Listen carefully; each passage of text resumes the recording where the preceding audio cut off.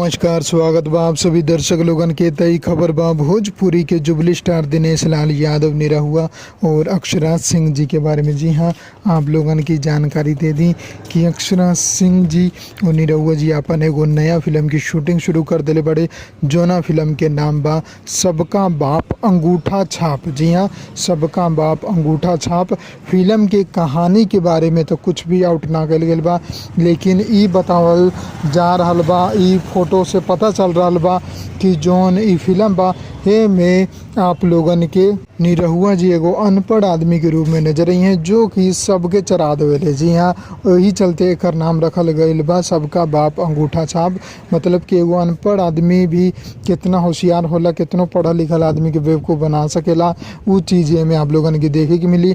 और ये चीज़ आप लोगन के ससुराल और दामाद के बीच में शायद देखे के मिल सकेला। जी हाँ, कैसे कि सूत्र द्वारा खबर आयल बा कि ऐसा कुछ में आप लोगन के देखे के मिल सकेला।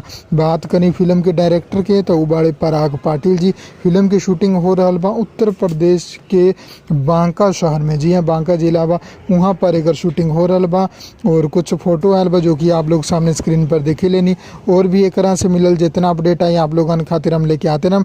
बस आप लोग चैनल के सब्सक्राइब करके बेल आइकन जरूर दबा दी।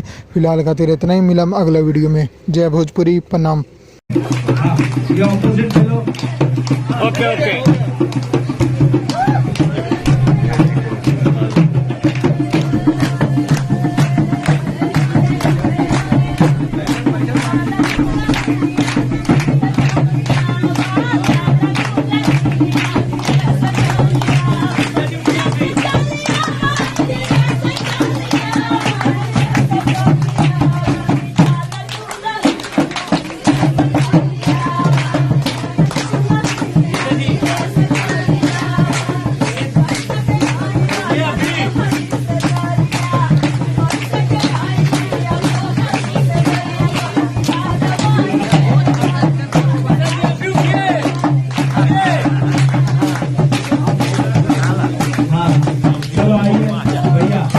भैया एक बापू यहाँ पर आइए।